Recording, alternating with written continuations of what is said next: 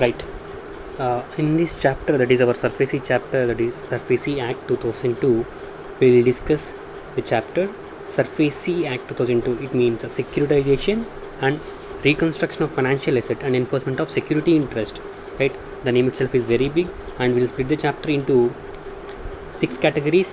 The first category is introduction. In introduction, second category is we will split the name of the chapter into 3 parts, that is securitization, reconstruction of financial asset, and enforcement of security interest. And these are the 4 parts. And next part is appeals past, and next one is others miscellaneous part.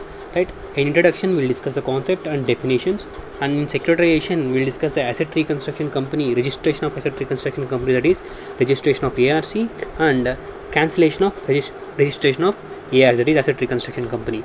Right.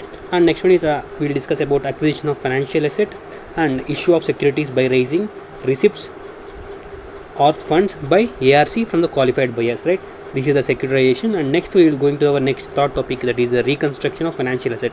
In this we will discuss the measures for asset reconstruction company and the manner and takeover of management. And coming to our next fourth topic, that is our enforcement of security interest. In this we will discuss about the enforcement of security. And our fifth one is appeals. We will discuss what are the appeal structure, DRT, DRAT, High Court if it is a case of Jammu and Kashmir. Right. These things we'll discuss in appeal wala part, and others will discuss about others some other functions of asset reconstruction company, resolution of disputes, no compensation to directors for loss of office, and some small sections we'll discuss. Right.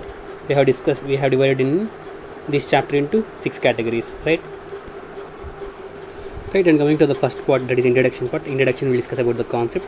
For example, consider, before going to this chapter, we'll consider an example and we'll get to the chapter. Right. The example is consider a bank, SBI bank is there, and a borrower is there. SBI has given a loan to the borrower, and in return the borrower in respect of that loan has given security to the SBI. Right. And the main triggering event for this SURFACE Act 2002 is the default. Default by whom? Default by the borrower. The borrower has failed to pay the loan and it has been recognized as NPA, or 90 days has been elapsed from the due date. Right. Then this is the triggering event of SURFACE Act to apply. Then comes to the picture of our that is ARC, that is our asset reconstruction company, a special purpose vehicle. This asset reconstruction company, a special purpose vehicle, will go to the SBI and it will say to the SBI that we will take your loan receivables and security interest and we will give the amount. They will take the whatever the loans receivables of the SBI and the security given by the borrower. They will take over that loans receivable, and in return they will give to the SBI at discount. For example, if the loan is amount of is 100 crores, they will give around 90 crores, 80 crores, and the asset reconstruction company has a risk. They will recover from the borrower.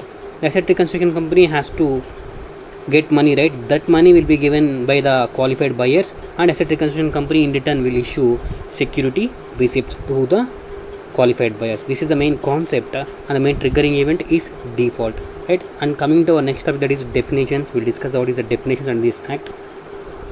Before going to the definition, we'll discuss that in our example the bank is there. Right? The bank will be called as secured creditor or originator, and the borrower will be called as a borrower itself, and the loan will be called as a financial asset.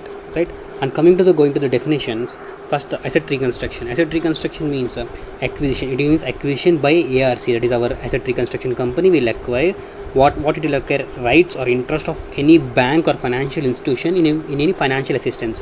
That is, financial assistance is that loan. For the purpose of realization of the financial assistance means they will recover the loan from that borrower. What is the definition of asset reconstruction? Asset reconstruction means acquisition by whom? Acquisition by ARC of any right or interest of any bank or financial institution in any financial assistance for the purpose of what? For the purpose of realization of such financial assistance. This is the definition of asset reconstruction. By ARC, right or interest of bank, financial assistance, purpose is realization. Right. This is the definition. And coming to the asset reconstruction company definition, asset reconstruction company is a company registered with RBI under section 3 for the purpose of asset reconstruction or securitization. Coming to the definition of default.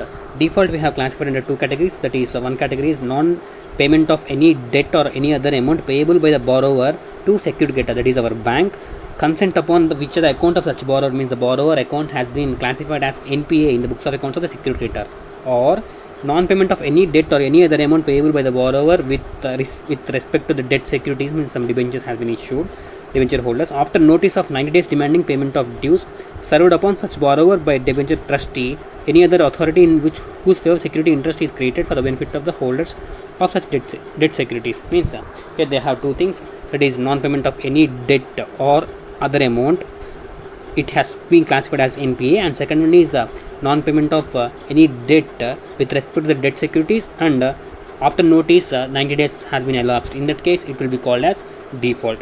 Right? This is the definition of default. Right, and coming to the next definition, that is financial asset. Financial asset definition we have classified into 5 categories. The financial assets of categories, 5 categories, and financial asset means debt or receivables. The main important keyword is debt or receivables, and includes it includes the 5 categories. The first category is immovable property, second category is movable property, and the third is tangible asset, and the fifth is intangible asset, and fourth is intangible asset, and fifth is financial assistance. What are that? Immovable, movable, tangible, intangible, financial assistance, right?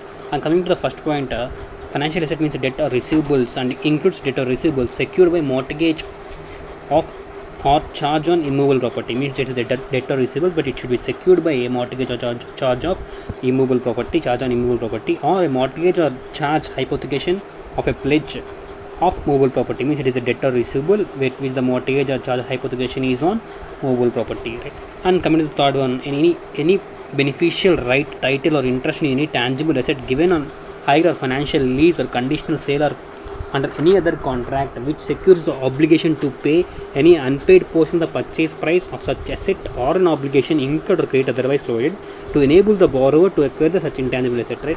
In this what it is saying, like for example, consider a tangible asset is that is our equipment is that equipment has been provided by a bank to some other borrower, some person on hire purchase basis or from installment basis it has been provided. Then the borrower has to pay that installment money, right? In that until the last installment has been transferred to the that is bank, the right is with the whom? The right is with the bank.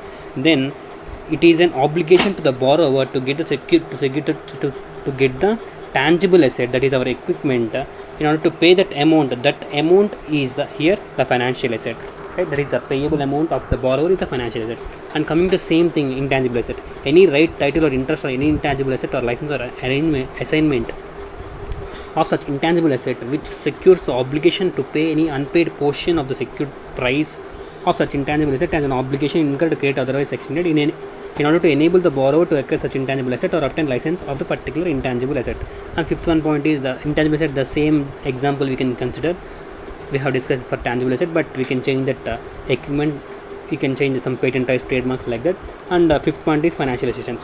What is the definition of financial asset? Financial asset has been subcategory 5 categories. Financial, it is a debt or receivables, movable property, immovable property, mortgage, and intangible asset, unpaid portion borrower has obligation to pay, right? And fifth one is financial assistance. Coming to the next definition, that is a securitization. This is the first part of our securitization. Securitization means acquisition of financial assets by an ARC. Means the financial assets here is the loan receivable, right, to in the point of view of the bank, and it is loan payable by the borrower. Securitization means acquisition of financial assets by an ARC from an originator here the bank, by raising funds by such ARC from qualified buyers by issue of security receipts representing the undivided interest in such financial assets, right? This is the definition of securitization.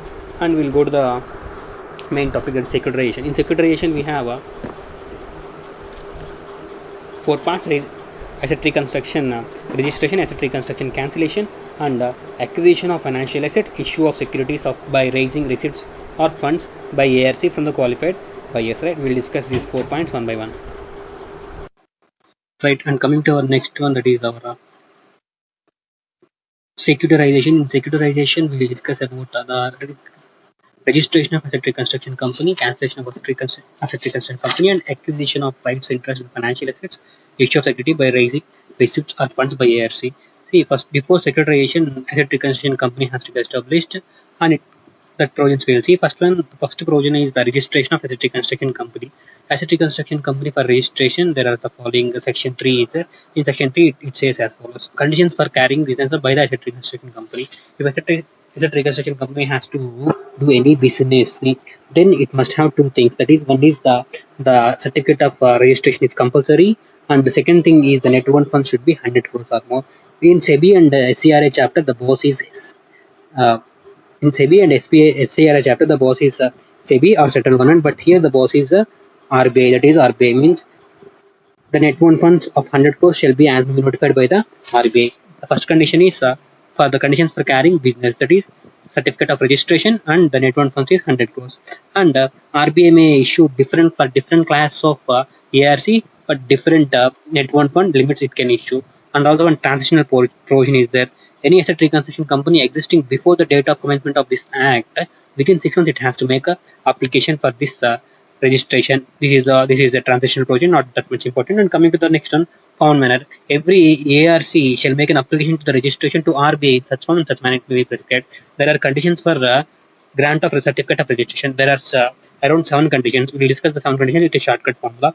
The 7 conditions are shortcut is 2 ARC, 2 director, 2 compliance, and 2 sponsor. 1 sponsor, sorry. 2 ARC, 2 director, 2 compliance, and 1 sponsor. Totally 7. Coming to the first 2 ARC, then the RBI may grant certificate of registration if it is satisfied that RBI has to satisfy based on the following 7 points. The first 2 points are based on ARC, that the ARC has not incurred any loss in the preceding 3 years. That is 1 point divided into ARC1, and ARC2 is that ARC has to make adequate arrangements for realization of financial assets. Since ARC has taken money from borrower side, for that it has to pay periodical returns, and after the borrowers that has to repay redemption of that respective due dates and investments made by the company by the qualified buyers. What is the second ARC2? Our ARC has adequate arrangements for realization of financial assets, that is our loans of borrower, and it shall be able to pay periodical returns to the qualified buyers, and shall be able to redeem the qualified buyers due amount made by the investment from the qualified buyer. That is the ARC1 and ARC2. ARC1 is loss, ARC2 is arrangements. Right? And coming to the second 2 point, director wala point. The directors of ARC have a adequate professional experience in matters relating to finance, securitization, reconstruction. That is our in the name of the act itself: securitization, reconstruction, financial asset. Right? The director shall have a professional knowledge, professional experience on the based on the 3 fields in the ARC, and that is director 1. And coming to director 2, the director 2 is that any of the directors has not been convicted from any offense involving moral turpitude. The director shall not be convicted in the case of moral turpitude. That is director 2. And coming to compliance 2, compliance 1 is that such company, that means that such ARC shall be complied with or in a position to comply with the prudential norms issued by the RBI. It is compliance 1. And compliance 2 is that such company has complied with such conditions as been specified the guidelines by issued by the RBI. First one is prudential norms compliance. Second one is such other conditions as may be imposed by the RBI in future or at the time of granting the certificate of registration. That is compliance 2. And last one pending is our sponsor. The sponsor is that is sponsor of an ARC shall be fit and proper person in the opinion of the RBI issued by the guidelines. See, there are 7 points: 2 ARC, 2 director, 2 compliance, 1 sponsor. 2 ARC is ARC1 is loss. The preceding shall not have loss in the preceding 3 years, and ARC2 is arrangements for the realization of financial asset, payment of periodical returns, payment of redemption of the dues, and director 1 should have a professional experience in our securitization, reconstruction, finance, and director 2 he should not be convicted for moral turpitude, and compliance 1 is prudential norms. Compliance 2 is it should be complied such conditions as may be imposed by the RBI in respective guidelines. And sponsor 1 is the sponsor shall be fit and proper person. Right? Here the sponsor word has been defined. Who is sponsor? Sponsor means any person holding not less than 10% of the paid up equity capital of the ARC. Sponsor may be 2 or more persons. If he held more than 10% of the equity capital of the ARC, then he shall be considered as a sponsor. That sponsor shall be fit person, means fit and proper person in accordance with the criteria as may specified guidelines with the RBI. Right? And after satisfaction of these conditions, RBI may grant registration, certificate of registration. RBI can also, if not satisfied, can also reject the application of a registration, certificate of registration. Before rejecting, it has to give our Indian culture, that is principle of natural justice, opportunity of being heard shall be given. Right?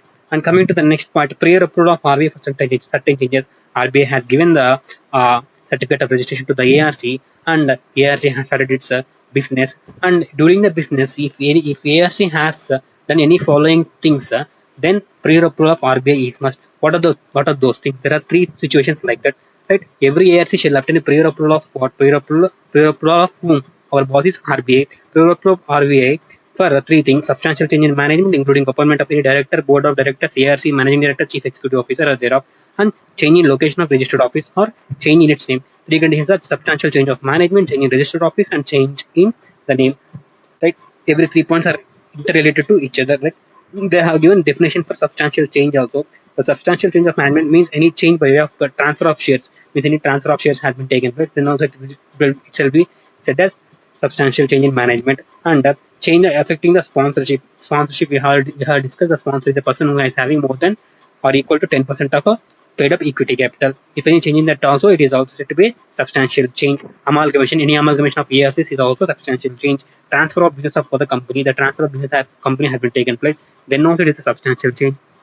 Here, the decision of RBI is final with respect to substantial change. Whether that particular transaction results to substantial change or not, then if RBI thinks that it is substantial change, then that such decision is final here, right? And our next topic is cancellation of certificate of registration. Means the ARC has that RBI has given a certificate of registration to ARC, and ARC is doing its business.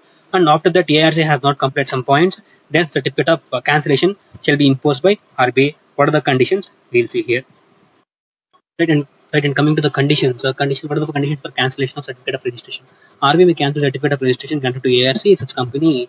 There are seven conditions. If seven conditions satisfied, any condition is satisfied, then RBI can cancel the registration of ARC.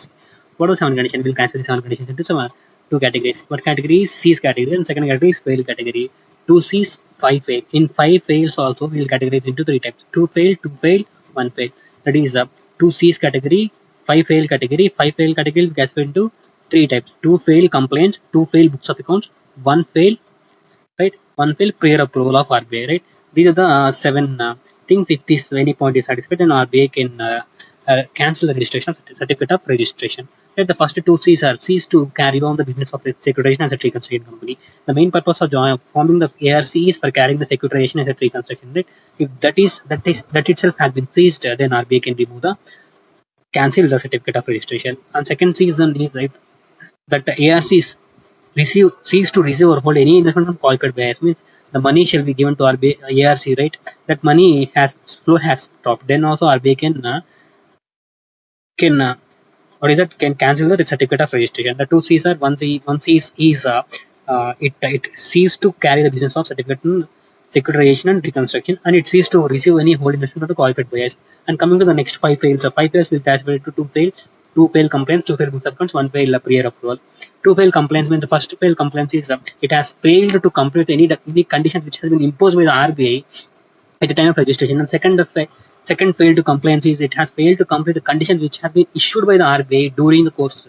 Right? There are two failed complaints, and the next one is next failed to books of accounts. It failed to maintain the books of accounts in accordance with the requirements of any law or any direction issued by the RBI. And the next failed books of accounts, it fails to submit the books of accounts for inspection when demanded by RBI. And next failed to prior approval is we have discussed in our registration of ART, that is prior approval of RBI is required, right? In that it has failed to apply the prior approval of RBI in section 3, subsection 3. The three conditions are there, right? Substantial change of management, location change, registered office change, and name change. In the three conditions, the RBI that the ARC has to get a prior approval of RBI. If that ARC doesn't get the prior approval of RBI, then also it is a condition for cancellation of registration to RBI. There are seven conditions. Two C's, five fail. Two C's.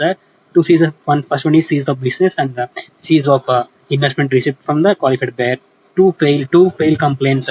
Two fail to complain any conditions at the time of imposition certificate of grant of registration, and two fail complaints of conditions issued during the course, and two fail books of accounts to fail to maintain the books of accounts, and fail to submit the books of accounts for inspection. And next one is prior approval. Fail to obtain prior approval of RBI required in the subsection 3 subsection. There is our three conditions are there, right? That one. See, if RBI has satisfied that any condition is satisfied, then RBI can cancel the certificate of registration. Before cancel certificate of registration, our Indian judicial system, my principle of natural justice shall be given. That is the opportunity of being here to give in to the ARC. In one case, ARC that principle of natural justice cannot be given unless it is of opinion that means that the delay in the cancelling the certificate of registration of ARC results into the prejudicial to the public interest or the interest of investors or the ARC, then RBI need not given opportunity of being here to the ARC. This is very important point, exception point. Right? And coming to the next one, if ARC has agreed with the order of the RBI, then it can go to appeal to whom? To the central government Ministry of Finance within 30 days of communication of order of translation. This is MCQ point. Within 30 days to whom? To not DRT or DART or High Court or Supreme Court, to central government Ministry of Finance. Okay, this is important. And here also opportunity of being heard shall be given before rejecting the appeal. Right. What are the consequences? RBI has cancelled the certificate of registration of ARC, and what are the consequences of that? Means for ARC, the investors are qualified buyers. Right? The qualified buyers periodical return has not been paid, and it has to be redeemed. For that purpose, the consequence is even though the ARC has certificate of cancellation has been removed, still that company is deemed to be treated as ARC unless until it pays the entire periodical return interest plus repayment of that due to the investors as within that as the time specified by the RBI. Means during that particular period, even though that cancellation has been taken place, that particular ARC will be deemed to be ARC for the purpose of that payment of interest and due to the investors, right? Right, and here the next one is the creation of rights and interest in financial assets. Here the main story of SARFAESI begins. Right, it means the ARC will acquire the shares. The ARC will acquire the financial asset of banks or financial institutions. The financial asset is loans receivables, right? Notwithstanding anything contained in any agreement or any other law for the time being enforced, any ARC may acquire the financial assets of the bank or the financial institution in two ways. There are two methods are there: by issuing debentures for consideration agreed upon the such company and the bank financial institution incorporating in such terms and conditions as it agreed upon between them. See, the ARC will issue debentures and it will receive the financial asset in return in form of consideration. That is one method. The second method is by entering into any agreement with such bank or financial institution for the transfer of such financial asset to such company on such terms and conditions as may be agreed upon between them. Or any other agreement. There are two options. One is the issue of debentures to the bank or financial institution and getting the financial institution in the form of consideration, or in any agreement, in any other manner, in any agreement agreed upon between them, they can transfer the financial asset from the bank to the financial asset to the ARC. Right? There is an exemption given to the bank. Exemption given in terms to the bank for the payment of stamp duty. The bank is suffering from that financial asset. That means the borrower is not paying. There has been relief given to the bank that any document executed by the bank or financial institution in favor of the ARC for acquiring financial asset for the purpose of asset reconstruction or securitization means the transfer has been done. Right, for the transfer, any deed or document has to be made by the bank. For the stamp duty needs to be paid. If such a deed on document has been made by the bank or financial institution to the ARC for the purpose of transferring the financial asset to the ARC, then the payment of stamp duty is exempted. There is an exception to exception also. If the bank has transferred the financial asset other than for asset reconstruction or securitization, then stamp duty must be paid by the bank. Right? This is according to the stamp duty relief. And next, see, till this case, the bank is the lender and the borrower is the borrower. Right? After this, the acquisition and rights of interest of financial asset has been transferred to the ARC. Then bank will say ARC will enter into the shoes of bank. Means for everything, the bank will be removed and ARC will be replaced. Right? Rights of the ARC on the acquisition of financial asset. If the bank or a financial institution is a lender, in addition to any financial asset acquired under Section 5, Section 1 by the ARC, such ARC on such acquisition will be deemed to be the lender. Means previously the bank is the lender and no ARC is the lender. Right? That is the thing. And vesting of other rights means we have already discussed financial asset definition. That financial asset definition, if you remember, that is we have discussed like movable property, immovable property, tangible, intangible financial asset. Right? In that tangible and intangible point, if the bank or financial institution is holding any right, title, interest upon tangible asset or intangible asset to secure payment of unpaid portion, important unpaid portion of the purchase price of such asset, or any obligation incurred or credit otherwise provided to enable the borrower to acquire the tangible asset or intangible asset, assignment or license of the intangible asset, such right, title, interest shall vest in the ARC. Means that such right and title shall previously that such right and title in the bank. Now after the transfer of the financial asset, such right will be in the form of ARC. It's like stepping into the shoes of bank by ARC, right? And also any enforcement, like any deeds, also will be transferred to the ARC. Any legal proceedings also will transfer to the ARC. Like we'll discuss enforcement. All contract deeds, bonds, agreements, powers of attorney, grants of legal representation which relate to the financial asset which are subsisting having immediately before the acquisition of financial asset under this section for the concerned bank or financial institution. If any bonds are there in that particular financial asset, such thing will be transferred within full force and effect against in favor of ARC after acquisition, right? That is the case. And coming to the legal cases, if on the date of acquisition financial asset under this section, the suit, appeal, or any proceedings again relating to the said financial asset is pending by against the bank or financial institution, means regarding the financial asset, any suit or appeal is pending against the bank or financial institution, then the same shall not be abated, means the same shall not be cancelled or same shall not be discontinued by reason of acquisition. Since the reason that transfer has been done to the ARC, that will not be abated or that will not be discontinued, then what will happen? But the suit appeal or other proceeding may be continued by or against the ARC. Means that even the suit appeal, anything is pending also, that should be transferred to the ARC. For this purpose, the ARC has to do one thing. The ARC has to file an application to the DRT, that is Debt Recovery Tribunal, or EAT, DRAT, that is Debt Recovery Appellate Tribunal, or any court or any authority for the purpose of substitution of its name in the pending suit, appeal, or other proceedings on the receipt of such application. Means the ARC will have to send application to these following courts, and the courts will replace the name of the bank or financial institution to ARC. Shall pass such orders for substitution of that bank of the name to the ARC. That is regarding that acquisition of rights of interest of financial asset. Right, and coming to the next one, the main part, the securitization ending part, issue of security by raising of receipts or refunds by ARC. Means the ARC will have to get funds, right? That funds will be obtained from the qualified buyers. Right? That funds will be given to the originator, that is bank or financial institution. That is issue of securities. Here we will see offer of securities by ARC. Any ARC may offer security receipts to the qualified buyer or such other category of investors, including the non-institutional investors, as may be specified by the RBI in consultation with the SEBI from time to time for subscription. Means the funds will be collected from the qualified buyers or non-institutional investors, and such funds will be given to the bank or institutional. And in receipt of the funds, ARC will give security receipts to the qualified buyers. Right? Raising of funds by ARC by formulating schemes. Right? For a particular financial asset, the ARC will make a scheme, and the ARC will collect money from the qualified buyers and issue securities. Right? For that, each scheme separate account should be maintained, and that financial asset related to the particular scheme that realization amount of financial assets will be used for making the periodical returns of the qualified buyers who have made contribution, and for the same redemption of that qualified buyers also it shall be used. For that purpose only, the different accounts shall be maintained. Right? An ARC may raise funds from the qualified buyers by formulating schemes for acquiring financial asset, and shall keep the maintained separate and distinct accounts in respect of each such scheme for every financial asset. That we have already discussed that acquired out of the investment made with the qualified buyers, and ensure that the realization of such financial asset is held for applied towards what redemption of investments and payment of returns accrued on such investments under the relevant scheme. Right. This is all about the securitization. Our first part has been completed, and we'll go into the asset reconstruction of the financial asset. And next our point is our asset reconstruction. That is measures of asset reconstruction. Means without prejudice to the provisions of content in any of the law for the time being imposed, an ARC may for the purpose of asset reconstruction provide any one or following measures. Namely, here see after our first phase of securitization, that ARC has got the financial asset, right? The for that financial asset, it has to realize. For realization, that ARC has to take some measures. Means it has to go to the borrower, and it has to take over the borrower business, and it has to move towards profit. Then only the borrower can pay, right? And it can sell the borrower's business, right?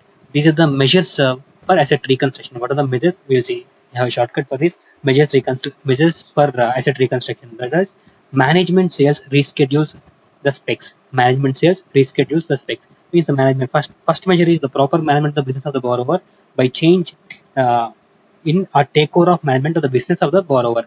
Means the borrower business will be taken over by the ARC, that is management, and sale. The sale or lease of part or whole of the business of the borrower. Means the ARC will take the part of the business or whole of the business of borrower, and it will sell or it will give to lease. That is second. Management sale reschedule. Reschedule means the payment payable payable to the ARC by the borrower. It will reschedule the payment schedule. That is management sale reschedule the specs. Specs we have S means settlement, P means a possession, E means enforcement, and CS means that is conversion of shares. Right? S means specs the first is settlement. A settlement of dues payable by the borrower. The ARC will come to the borrower, and they will sit and they will talk, and they will settle the dues, but discount for some other reason, some other agreement they will enter, and they will settle the dues. The settlement. P is a possession, taking possession of the security asset. Means what is security asset? Security asset means while between the original contract with the borrower and the originator, that is a bank. Bank will give loan and borrower will give security, right? That security will be taken over by the ARC, taking possession of security assets in accordance with this act. Next P finished. Next E. enforcement. We have taken the security and we have to enforce the security, enforcement of security interest. And next one is conversion of any portion of debt into shares. Means what are the debt into shares of borrower company. Means the borrower company has to pay to us, right? Instead of paying, we'll ask the borrower company to convert this debt into equity shares. Thereby we'll get the controlling interest, and then we can control the borrowing method. That is conversion of debt into shares, that is of the borrower company. Provided that conversion of any part of the debt into the shares of borrower company shall be deemed to have always been valid as per the provisions of this class, were enforced at all material times. Means it has a retrospective effect. What are the measures? There are measures: management sale, reschedule suspects. Management means that it has to take over the management. Sale means to take sale of the part of the business of the borrower, and reschedule means reschedule of the loan payable, and specs means settlement, possession of security set, enforcement of securities, conversion of shares. Okay, this is the measures of asset reconstruction. Is one of the important questions in Surfacing Act. The measures of asset reconstruction. And coming to this next, in this measures of reconstruction, asset reconstruction, it is control of RBI by determining the policy and issuing directions. These are the various measures, right? For this controlling the ARC, while utilizing these measures, the RBI will issue some directions, necessary directions and policy. Based on that policy only, the ARC has to follow and comply the measures. Right? And coming to our next point in this asset reconstruction, we have discussed the first measure for the asset reconstruction is management. Right?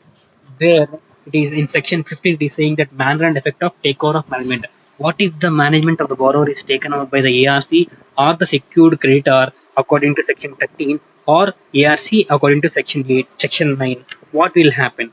See, when the management of the business of borrower is taken over by the ARC under section 9 or secured creditor under section 13, it may be publishing notice. Means that after taking over the management, we have to publish notice in one English newspaper and one in vernacular newspapers. Appoint as many persons as it thinks fit. Means the ARC and secured creditor will have to appoint the in the borrower company as many persons as it deems fit. First, if the borrower is a company, then we have to appoint directors. If the borrower is other than a company, then we can appoint administrator of the business. Consequence of publication of notice. What will happen? The notice has been published that the management has been taken over the ARC secured creditor. What will happen to the business of the borrower? See, in case of borrower is a company, if the borrower is a company, the directors have to shall vacate his positions. Officer. In case of other than officers, the admin officers of the person having power of superintendence, direction, control has to vacate. Right? Any contract of management agreed between the director and the company is terminated. Right? This is a consequence of takeover of management. And also another consequence is the directors or administration appointed under section 15. Means what are the directors? Means the directors appointed if it is a company, or if it is other than company, administrators will be appointed by the ARC secured creditor, right, who took over the management. Those director administrators shall have the steps take into the custody of all the property of the borrower. Means that they have to do some steps and they have to take the custody of the property of the borrower. And the directors or administrators appointed section 15 shall also alone be entitled to the exercise the powers of the business of the borrower. Means management has been taken over, and those directors and administrators appointed by ARC as security creditor for the takeover of management, they only have the powers to exercise the business of the borrower. And there are some restrictions given to the shareholders of the borrower. What are the restrictions? The shareholder or any other person shall have no right to nominate or appoint any person to be director of the company. Means the takeover of management has happened by the ARC security creditor. Then the shareholders of the borrower company and comes to say we are small shareholder directors and we want to appoint our small shareholder director as a section, our section, that is 151. Means then no, that power is restricted here. Means the shareholders cannot appoint small shareholder director since the takeover of management has been done according to section 15 of Surfacing Act 2002. That is in restriction. And next restriction to the shareholder is a resolution passed by the meeting of the shareholders shall not be given effect unless it has been approved by the security creditor or ARC. Means generally the general meetings will happen, actual general meetings happen, in that resolution will be passed, ordinary or special resolution will be passed, and that decisions will be valid only after approval of that security creditor or that is ARC, because the takeover management has been taken over under special circumstances under Surfacing Act 2002. There is a second restriction, and third restriction is any proceedings for winding up shall not lie in any court except the consent of the security creditor. Means winding up provisions are there. Right? Even so many persons will go for winding up. That is, company can go for winding up, contributor can go for winding up, register can go for winding up, and central government, state government can go for any person authorized by central government can go for winding up of the company to the tribunal. Right? That court shall not take this unless the consent of the security creditor. This is one of the restrictions of the rights, certain rights. What are the three restrictions? Shareholders cannot appoint nominate director, and shareholders resolution shall not be approved unless it is approved by the security creditor or ARC, and winding up in the court shall not be approved unless the consent is given by the security or ARC. And next one is restoration of management. Restoration of management means the takeover has been done by the ARC or the security to of the borrower company, and their debts have been fully realized, means what the purpose has been completed, then the management has to be restored to the borrowing company. In one particular case, the management restoration is not possible. That is a case where we have discussed in the measures the conversion of debt into shares, right? That of the borrower company means that debenture holders had the debt has become equity, means in that company borrowing company these ARC or security creditor members have become equity shareholders. Then they got the controlling interest. In that case, they cannot they need not transfer the restoration of management. It shall not be liable. See, we'll read this point. On realization of his debt in full, security creditor shall restore the management of the business of borrower, provided that if any security creditor jointly with other security creditor or any ARC has converted part of its debt into equity shares of the borrowed company and thereby acquiring controlling interest in the borrowing company, and such creditor shall not be liable to restore the management of the business of such borrower. See, we have completed our two parts, that is securitization and asset reconstruction, and we are here for the enforcement of security interest. This is our last stage, that is under section 13, right? Right, and coming to our next topic, that is the enforcement of security interest. We have completed securitization, asset reconstruction, and coming to this topic, this is enforcement of security interest, section 13 of Surface Act 2002. This is very important part, very core part of this chapter, right? Coming to the section 13 of the, that is enforcement of security interest. Here the word secured creditor has been used. If you see the definition of secured creditor, there are so many things. Secured creditor may be bank or financial institution, or it may be asset reconstruction company, or it may be debenture trustee, right? For this purpose, we will just use here the word secured creditor, right? And no intervention of court or tribunal in the enforcement of security interest. See, for example, any security interest is there, then court shall not interfere. The secured creditor can directly take the portion of the secured creditor, secured asset. That is, any security interest created in favor of any secured creditor may be enforced without the intervention of court or tribunal by such creditor in accordance with the provisions of this act. Means the court shall not interfere in this matter. Right. Before that, the triggering point of this Surfacing Act 2002 is, we have discussed, that is our default, right? For this, whenever the borrower who is under a liability to a secured creditor under any security agreement makes a default in repayment of security debt or any installment thereof, then if the default has been triggered, then the secured creditor has to give notice, demand notice to the borrower. Within 60 days, that the demand notice, the borrower has to repay the money, right? That is a triggering point here, where any borrower who is under a liability of secured creditor and committed default, then and his account in respect of such debt is classified by the secured creditor as non-performing asset, means it has been committed default and 90 days has been elapsed from the due date, and it has been classified as a NPA, non-performing security asset, by the secured creditor, may require the borrower in notice writing it to discharge his liabilities to the secured creditor within 60 days from the date of notice. Means the secured creditor will issue notice to the borrower that NPA has been, your account has been named as NPA, and you have to settle your payments within 60 days, right? Failing with such, means if within 60 days this borrower did not repay his debts to the secured creditor, then that secured creditor can impose section 13 subsection 4, that is measures of security interest, right? And there is one exception is there, means provided that the requirement of classification of secured debt by as non-performing asset under this section shall not apply, means that secured creditor cannot classify the security debt as NPA if these following two conditions are satisfied. That the requirement of classification shall not apply to a borrower who has raised funds through issue of debt securities, right? If that debt has been raised by debt security, that is debentures, then that debenture holder cannot be classified as NPA. And also, in the event of default, the debenture trustee shall be entitled to enforce security. Means that we have seen that this definition of security creditor, debenture trustee is also security creditor. If it is issued by way of debt securities, then it shall not be classified as an NPA, and also the debenture trustee shall be entitled to the enforce of security interest. Right? And coming to the, in the notice, we have to disclose some following things. What are the things that we have to disclose? That is the details of amount payable by the borrower and the security assets intended to be enforced by the security creditor. Two things: the amount payable and the security asset intended to be enforced. Means what are the security asset that we are going to enforce, that security asset, and the security creditor to consider the representations or objections of the borrower. Means we have given notice to the that person, right? That borrower will give some representation or objections made to the security creditor, and security creditor has to consider these two things, right? If on the receipt of notice under subsection 2, that is our 60 days notice, the borrower makes any representation or raises objection, the secured creditor shall consider such representation or objection, and if the creditor comes to the conclusion that such representation or objection is not acceptable or tenable, he shall communicate within 15 days of the receipt of such representation or objection the reasons of non-acceptance of representation or objection. Means for this acceptance of representation or objection, that representations or objections shall be reasonable in the point of view of secured creditor. If they are not reasonable or tenable, then secured creditor has to inform the borrower within 15 days. Right, within 50 days of receipt of such representation or objection. Here one point is like then the secured creditor has rejected the representations, right? For that reason, the borrower cannot go to the DRT. That is in a provision here. No right of the borrower to apply to debt recovery tribunal, provided the reasons so communicated or likely the action of secured creditor at the stage of communication of reasons shall not confer any right upon the borrower to prefer an application to the debt recovery tribunal. Section 17 means rejection of representation objection cannot lead to appeal under DRT by the borrower, right? That is the thing.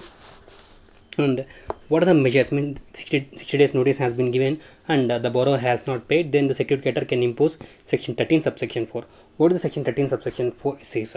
In case the borrower fails to discharge his liability in full within the period specified in subsection 2, that is the 60 days notice period, the secured creditor may take or recourse to one or more of the following measures recover the secured debts. Namely, here the measures are there. We have already seen measures in our section 9.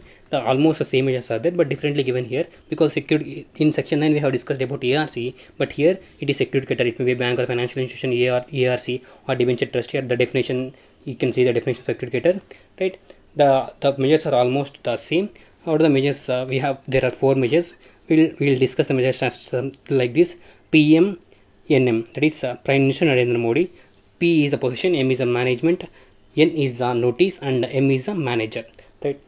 Take portion of secured asset of the borrower, means the secured creditor can take the portion of the secured asset and including the right to transfer, buy of lease, assignment or sale or release the secured creditor. He can take the portion of the secured asset and he can sell or lease or whatever he can do secured creditor. And second point is M, management. Take over the management of business of the borrower, including the right to transfer, buy of lease agreement, means he can also take the management of the borrower, and he can also transfer by way of lease or assignment, sale of releasing the secured asset. That can be done there, but there are 2 important note points here. The right to transfer by way of lease, assignment or sale shall be exercised only when a substantial part of the business of the borrower is held by the security or the debt. Means right to sell the business, means that right will arise only if the secured asset form part of substantially the business of the borrower, then only the secured creditor has the right to sell. And one more second point is where the management of the whole of the business or part of the business is severable. Means for example, the borrower has 2 or 3 businesses, but he has to take a loan for only one business, then that management is there at business 1 management separate category, business 2 management separate category, business 3 management separate category. Then the particular management only related to the business 1 management only we can appoint, we can take out that management, right? If it is sufferable, we can take out that management. We'll read this. Where the management of the whole or business or the part of the business is sufferable, then the secured creditor shall take over the management of such business of the borrower which is relatable. Here it is our business 1 to the security for the debt, right? PM position finished, management finished, and coming to our next one is NM. Before notice, we'll discuss the manager. Appoint any person hereafter referred to as manager to manage the secured asset. Means he can take over the management. The secured creditor can take portion of the asset and he can appoint any manager. And next one is notice. This is important point. Require at any time by notice in writing any person who has acquired any of the secured asset from the borrower and from whom any money is due or may become due to this borrower to be paid to pay the secured creditor so much of money as is sufficient to pay the secured debt. Right? This point is like that we can take an example here. For example, borrower is there and secured creditor is there, and another person is there, A is there. That A is liable to pay to borrower. That then borrower is liable to pay to secured creditor. That secured creditor can give notice to the A, and he can get the amount from A to the secured creditor because of reason. What is the reason? Any person who has acquired any of the secured asset, means that person has acquired secured asset from the borrower and from whom any money is due, means that person has to pay to the borrower. Then it is sufficient that if that A is pays to the secured creditor, then A is deemed to pay to the borrower and borrower also pay to the secured creditor. That is a triangular reference is given there. payment to give a valid discharge means any payment made by the person referred to in the above, that is our class D of subsection 4 of the security creditor shall give such person a valid discharge means such liability of that person payable to the borrower is discharged, as well as the borrower liability to the security creditor is also discharged. And right of the security creditor to create bid. One important thing here, if it is a sale of immovable property is there, then sale of immovable property for the reserve price. So for example, for any immovable property, while going to an auction, there will be some minimum price that it shall be sold. For example, consider a property is there and 1 lakh is the minimum price, and the auction has been taken place, but the bids are below the reserve price. Then the auction cannot take place. The auction will be postponed, right? Then in the postponed event, in the postponed auction, the officer of the security creditor can bid and he can take over the immovable property. That is the same has been given. Right of security creditor to create bid, where the sale of immovable property for which the reserve price has been specified has been postponed for want of bid of an amount not less than such reserve price. It shall be lawful for any officer of the security creditor, means the officer of security creditor or security creditor himself, if so authorized by security creditor in his behalf, to bid for the immovable property on behalf of security creditor at any subsequent sale. First sale he cannot do, but subsequent sale he can do. Right, that is the case. And coming to the purchase price to be adjusted towards the claim of security creditor, means in the same thing the bid has been, the immovable property has been purchased, right, where the security creditor, that the purchase price shall be adjusted the amount due from the borrower to the security creditor, means that thing shall be adjusted, set off, and even if any remaining is there can be paid, right. Where the security creditor is declared to the purchaser of immovable property at the subsequent sale, the amount of purchase price shall be adjusted towards the amount of claim of security creditor. If any excess or difference, that shall be taken care of. And applicability of Banking Regulation Act. The provisions of section Banking Regulation Act shall apply for as immovable property required security creditor under section. Even the Banking Regulations Company Act will apply in this case. And effect of transfer of secured asset by the security creditor, means the possession has been taken care and the security creditor has transferred the asset to some other person, then it is valid title, that the transfer is valid. The same thing has been mentioned here. And recovery of cost by the security creditor from the borrower during the course of this measures taken in section 13 subsection 4. If the security creditor has incurred any of the expenses cost for these measures, then the security creditor can first adjust that cost, then he can adjust his dues from the realized asset, right. That the same thing has been clarified here. That is where any action has been taken against the borrower under the provisions of this subsection, all cost, charges and expenses which in the opinion of the security creditor have been properly incurred by him shall be recoverable from the borrower, and the money which is received by the security creditor shall be applied first towards the such cost, charges and expenses, and secondly the discharge of his dues of security creditor, and residue of the money so received shall be paid to the persons entitled thereof, right. And coming to no sale of secured asset if all the dues paid security creditor before the date of fixed for sale, means for example that we have discussed in the section 13 subsection 2, notice shall be given after NPA, 60 days notice shall be given, right. After 60 days we can go for the section 13 subsection 4, that is measures PMNM, and after that we have to sell the security interest. Before the date of before selling of security interest, suddenly the borrower came to us and he has settled his dues, then our right will be terminated there. That the same thing has been given here, where any amount of dues of security creditor together with all cost, charges and expenses incurred by him is tendered to the security creditor, means it has been paid to the security creditor at any time before. That should be before 3 points are there. The date of publication of notice of public auction. If you are going for auction, the date of notice of public auction, before that the borrower come to the security creditor and I want to pay everything, then our right to sell asset will be lost, right. That is one point. Before inviting quotations or tender. Second case, before transfer of AVF, lease, assignment or sale of security credit. These are 3 cases are there. Before the borrower come to the security creditor and informs that I will pay anything and paid also, then our right to sell asset will be lost. What are the before conditions? Before date of publication of notice or public auction, inviting quotations and way of lease, assignment, sale of security asset, right. Then in that case the security asset shall not be transferred, that our right will be lost, and our security creditor shall not take any further steps, right. And coming to next one, right of action in case of joint financing of a financial asset. For example, in some cases, consortium finance will be there. Like the 2 or 3 or security creditors will come together, 2 or 3 banks will come together and they will give loan to the borrower. In that case, what is the case? Subject to the provisions of the Insolvency Bankruptcy Code 2016, then we have to consider here IBC Code 2016. In the case of financing of financial asset by more than one security creditors, the joint financing of financial asset by security creditors, no security creditor shall be entitled to exercise any or all the rights enforced in the subsection 13.4. Means one single creditor shall not, no security creditor, any of the security creditor cannot enforce unless one condition is there. What is the condition? The security creditors representing not less than 60% in value of the amount outstanding agreed upon this thing, right? One security creditor want to take over this section 13 subsection 4, then the consortium, the security creditors has to agree 60% of the value, then only they can go for 13 subsection 4. And such sanction shall be binding on all the security creditors if that 60% of the value has been agreed upon, and such decision is valid to all security creditors, right? And right of action against the guarantees or pledged assets, right? There will be some guarantees, like for example SBI bank is there, the security creditor and borrower is there, and SBI in order to give loan to the borrower, it will ask some security, that is company director will give some guarantee that if company didn't pay I will pay, and director in accordance with that also guarantee he has to show some security pledged asset, means if company fails I will give this asset to you and you can repay your debt. That is a guarantor and pledged asset.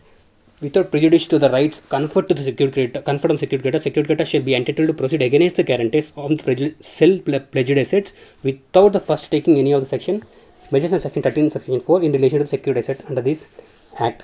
That is, see here, without going to section 13 subsection 4, the security creditor can go for the guarantor or pledged asset and he can sell pledged asset. That is about enforcement of security interest. This is the core of this chapter, right?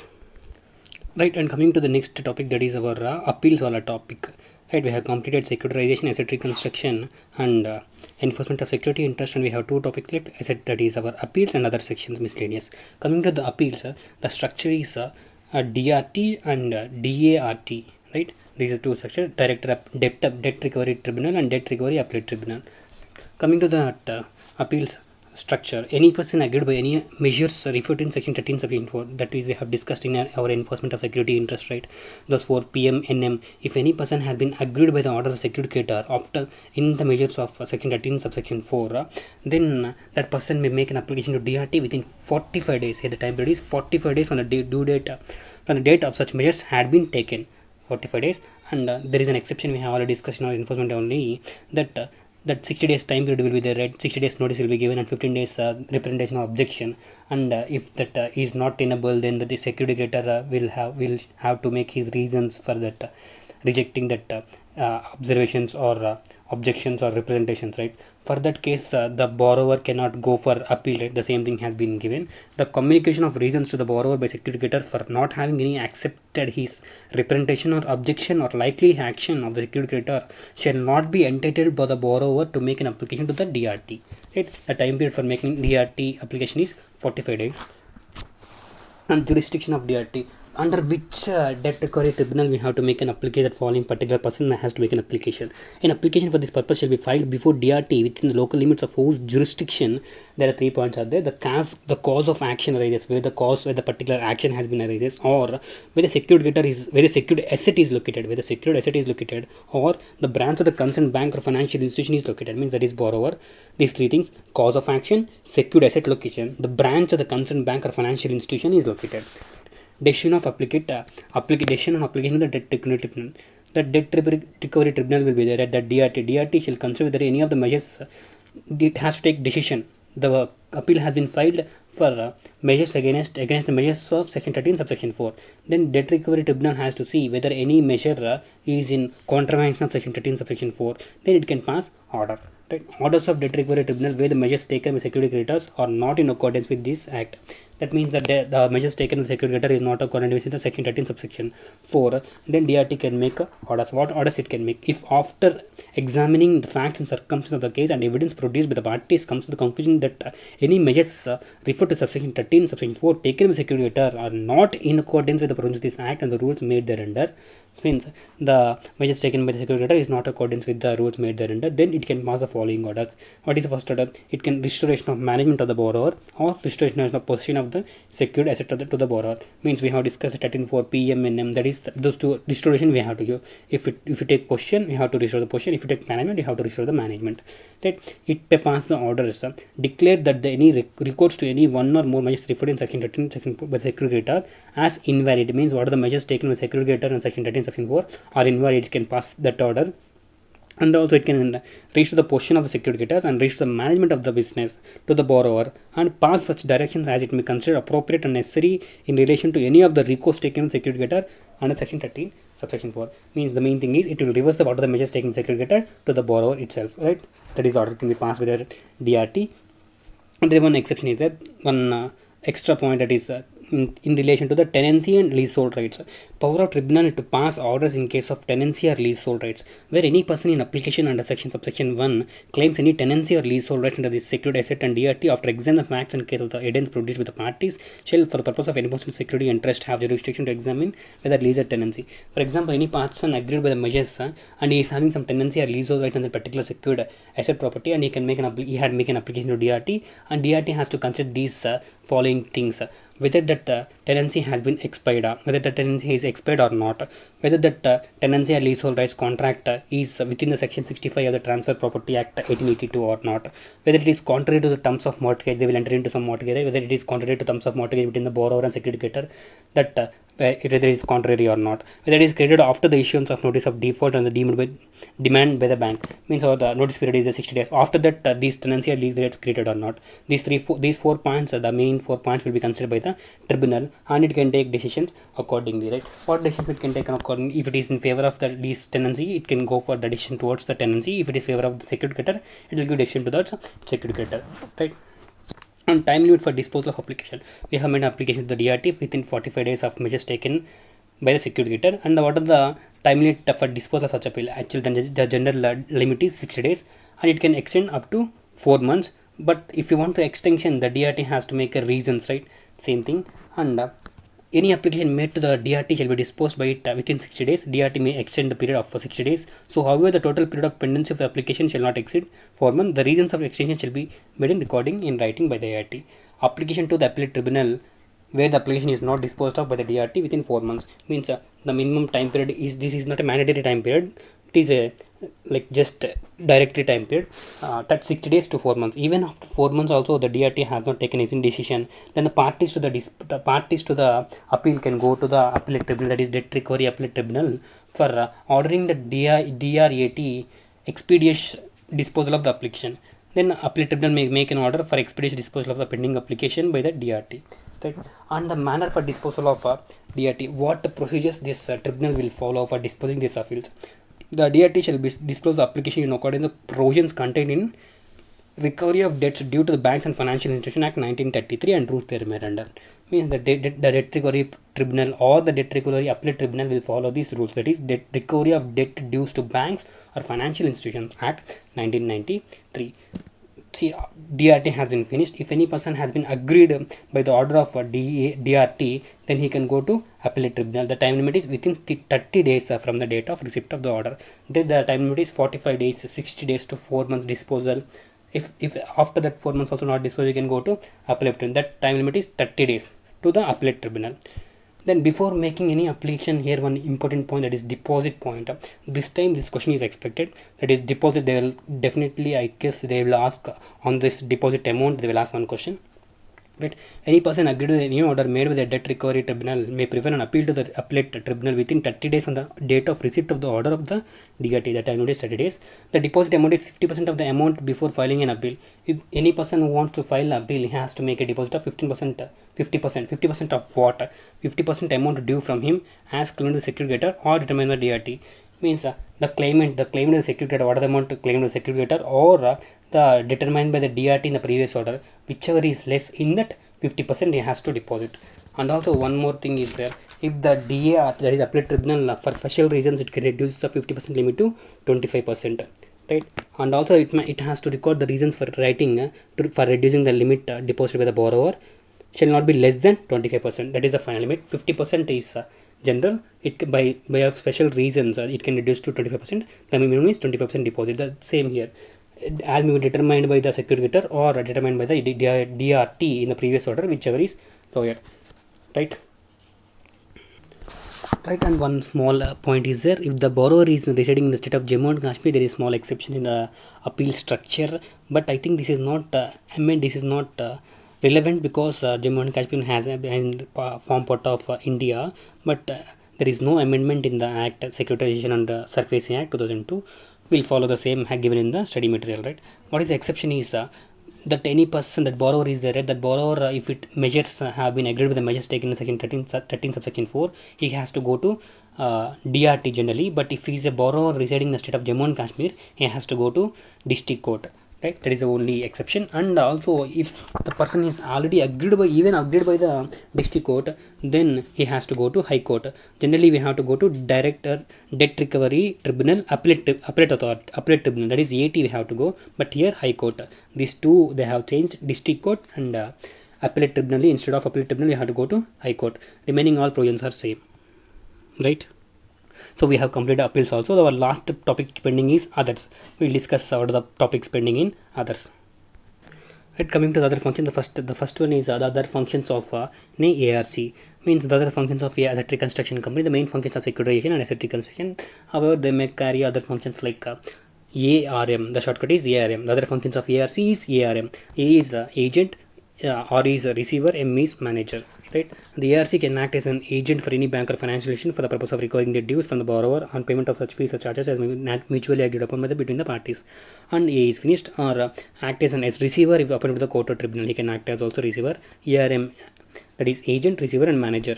He can act as a manager referred in class C of subsection 4 of section 13. We have discussed that section 13 subsection 4 class C, that is measures. In measures we have PM, NM. In that M point, that is manager point. Here the asset reconstruction can also become manager. The other functions of asset reconstruction company is ARM, agent, receiver, manager. Right?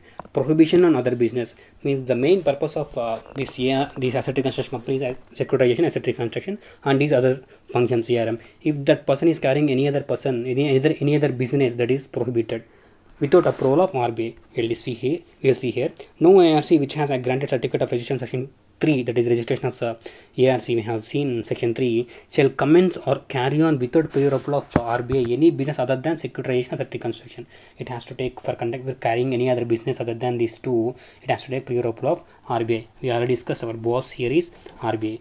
And also provisions with respect to the existing company. This is a transitional provision, not that much relevant, but we'll just discuss.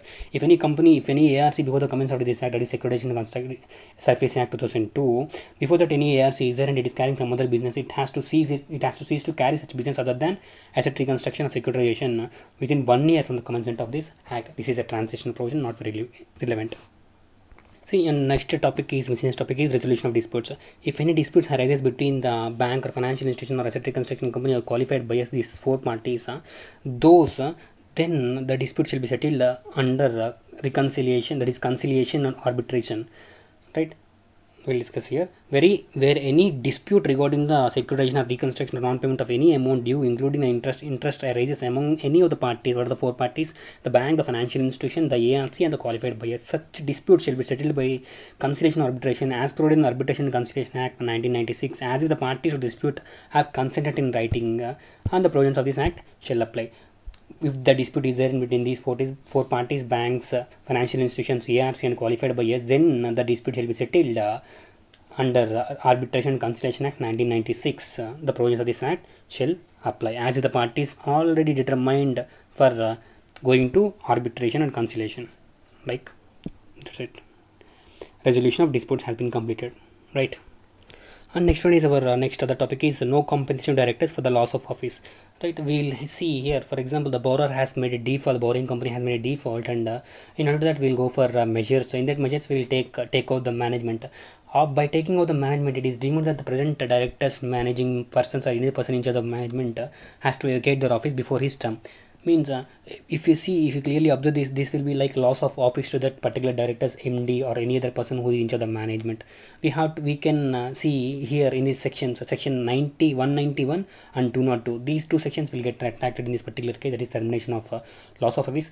But if the borrower has made default and surfacing has been started, that is 2002, then nothing contained any other law shall prevail. We'll see here, notwithstanding anything to the contrary containing any contract or any other law for the timing in force, and no managing director or any other director or manager or any person in charge of management of the business of borrowing company shall not be entitled. Means no person has gained, negation is already given in the starting also, shall be entitled to any compensation for the loss of office or the premature termination of this and any act of the contract manager and enter into by him with the borrower.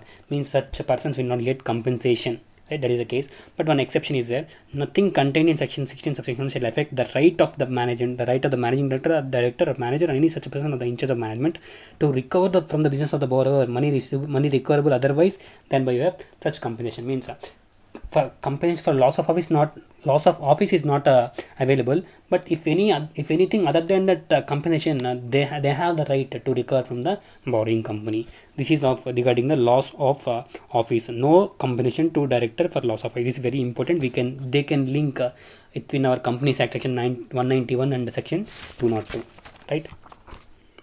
And next one is the right of borrower to receive compensation and cost in certain cases.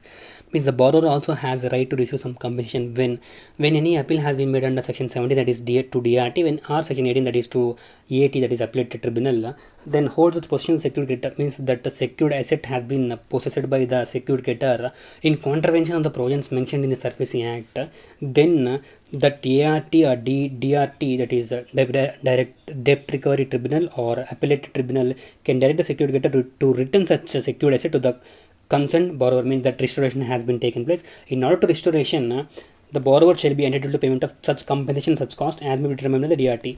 In order to the restoration of possession or restoration of management, the DRT AT may also impose some compensation or penalty to the secured creditor to repay to the borrower. That is, he can take that borrower can get the compensation and cost here, right? This is section 19. In Surface Act, there is sections up to section 19 only in our syllabus, but we have missed some sections like section 5A, 6, 8A, 12A, 12B. We'll just have a look over these sections, right? In our next topic, that is section 5A, other miscellaneous topics, transfer of pending applications to any of the debt recovery tribunal in certain cases. For example, consider this here an example. There is one ARC company, ARC is there, and a borrower is there. A borrower has got loan from various companies, that is consortium of companies, three companies, three banks, that is three banks or financial institutions, and that the financial asset has been acquired by the ARC from the borrower, right? Then in such a case, the bank or financial institution is there, right? The bank or financial institution has applied to different DRTs for under section 17, and in that case, that our ARC, the application, the asset reconstruction company may file an application to the appellate tribunal seeking that the transfer of all the pending applicants under different DRTs to one DRT, right? This is the section 5A. We'll read, if any asset of a borrower acquired by the ARC comprised of secured debt or more than one or more financial institution of recovery, such banks or institutions has filed application before two or more tribunals, director debt recovery tribunal. The ARC may file an application to the appellate tribunal having jurisdiction over any such tribunal in which such applications are pending for transfer of all pending applicants to any one of the debt recovery tribunal as it deems fits. Right, on receipt of this application from the ARC, the debt recovery that appellate tribunal has to give reasonable opportunity of being had before transferring the pending applications, right? And also, notwithstanding anything contained in the recovery of debts due to the banks and financial institutions, any order passed by the appellate tribunal under this section shall be binding on all the debt recovery tribunal, right? This is section 5A. And our next one is notice to obligor and discharge of obligation of such obligor. Obligor here means our borrower. The bank or financial institution may give a notice to the acquisition of financial asset by the ARC to concerned obligor. Means the financial asset has been acquired by that thing, right? ARC asset reconstruction company. Then the bank or financial institution will give a notice to the obligor. Then that is borrower. The obligor shall make payment to the ARC. Right? This is not any very important, a simple section. And next one, section 8, this is also not much important. Exemption from registration of security receipt. That ARC will give security receipt to the qualified buyers, right? Unless that is undivided interest in the financial asset is there, no registration is required. That's the same has been said. Any security receipt issued by ARC and not creating, declaring, assigning, or limiting, extinguishing any right, title, or interest to any movable property except in so far as it is entitled the holder of security to an undivided interest affordable by the registered instrument, or any transfer of security receipts shall not require compulsory registration. Section 7 is the Registration Act 1908. This is section 8. And our coming to our next one is we have Rule 12A, section 12A, section 12, section 12B. Right, this is regarding to our boss, that is RBI, power of Reserve Bank of India to determine policy and issue directions, power of Reserve Bank of India to call for statements and information, and powers of Reserve Bank of India to carry out audit and inspection. This is like more or less the procedure part. We will discuss the power of Reserve Bank of India to determine to issue policies and directions. here the main point, triggering point is public interest. In the public interest, if the Reserve Bank thinks that it want to issue directions or policy guidelines to the asset reconstruction company, it can do so. There are four things with which the RBI can give directions and make policies. What are the four things? I will divide the four parts into two categories. The two parts relating to the financial asset, and two parts are miscellaneous, right? The first, without prejudice generally as above, the Reserve Bank of India may give directions to any of the ARC in particular, so as to on the type of financial asset it can acquire, or the aggregate amount of value of financial asset it can acquire. This is the two things: type of financial asset, aggregate value of financial asset. And next one is fees and other charges which may be charged.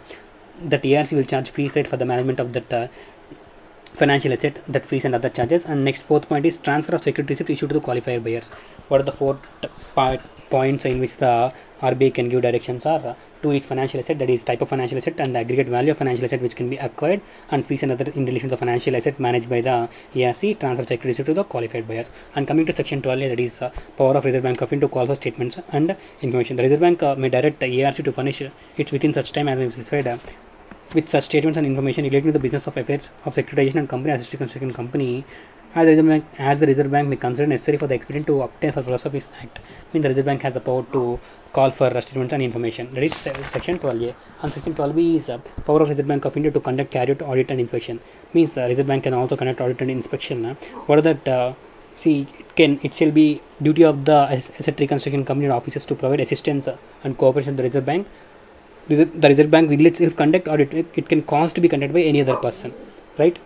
And where an audit or inspection is otherwise, the Reserve Bank is satisfied the business of the asset reconstruction company is being conducted in a manner detrimental to the public interest. The audit and inspection is going on, and in that the Reserve Bank has come to know that that the ARC business is detriment to the public interest or interest of investors. Then it can do two things. For securing the proper management of that asset reconstruction company, it can remove the chairman or any other director, and it can appoint additional directors for the board for the asset reconstruction company for proper management, or else it can appoint any officers as an observer to observe the working of the board or the directors such asset company, right? See, if during inspection and audit, if it thinks that the functions are detriment to the public interest or interest of investor, then it can, for securing proper management, it can remove direct chairman and directors, and it can appoint additional directors, or also it can appoint officer for observer. The only thing it can remove that chairman or directors only after giving reasonable opportunity of being heard, and all the officers of the asset reconstruction company shall cooperate for the audit and inspection. The same point is there, right? Right here, and the next one is section 14, chief metropolitan magistrate or district magistrate to assist the security in taking possession of secured asset. Right, in section 13 the measures enforcement of security interest will say that PMNM, that possession management will be there, right? In that if the security wants to take over the possession of that financial asset from the borrower, then in which the financial asset, that is security, is located, secured asset is located, that particular chief metropolitan magistrate or district magistrate can help the security creditor in taking possession of that secured asset. Right? What the security creditor has to do, the security creditor has to make an application to chief magistrate or district magistrate in whose jurisdiction the secured asset is located, and the chief metropolitan magistrate or the district magistrate, after receiving the application, he can take two actions. What those two persons will do is, first they will go to that secured place secured asset, and they will take over the portion of the secured asset and all the relevant documents there too, and after that they will forward such asset and documents to the secured creditor. First they will take possession and they will transfer that possession to the secured creditor. This process shall be taken place within 30 days from the date of application. For example, 30 days has been finished, and the 2%, that is the chief metropolitan magistrate or district magistrate, has not completed his duty beyond his control, then within 60 days he can do so. Within 60 days he can pass order. That is, the time limit here is 30 days, 60 days. Chief metropolitan magistrate or district magistrate can help assist the security creditor for taking over the possession of secured asset under section 14, right? Next or last topic is appeal, the right to lodge an appeal. Caveat, right? Filing of a caveat where application or appeal is expected to be made under this section 17 or section 18. Any appeal is expected or application is expected to be made, then the following persons can file a caveat. That is that what are the following persons can file a caveat? That secured creditor, any person claiming to have right to appear before the tribunal or the court for district judge or appellate tribunal or high court. In case of Jammu and Kashmir borrower, he can go for district court or high court, right? Any person claiming having a right, he can appeal. Secured creditor, any person having claimed right, can file a caveat can lodge in caveat in respect thereof, right? Notice of caveat: when the caveat had been lodged, that if the caveat has been filed with the secured creditor, and secured creditor has to serve the notice to the by registered post acknowledgement due, that is very important, RPAD, registered post acknowledgement due, on the person by whom the application has been or is expected to be made, right? He has to send a notice to that particular person. If it is by any person having the right to appear for tribunal, court of district court, appellate tribunal, high court, even the same person has to make a notice, serve notice by RPA, that registered post acknowledgement due, to on the person by whom the application has been or is expected to be made, right? After receipt of notice, see any after that caveat has been filed, after that any application or appeal has been filed in that tribunal, high court or court of district judge and appellate tribunal, then that particular for, that is tribunal or high court or a court district judge or appellate tribunal, then they shall serve a notice of application or appeal filed by the applicant or the appellant to the caveat. They have to serve a notice, and after that the person who has made the appeal to the high court or the tribunal or the district court, right, then that such person has also to furnish a copy of the appeal or application and all the relevant documents which he had attached to that copy to the caveator, means caveator, the person who has lodged the caveat. This caveat period is valid for 90 days.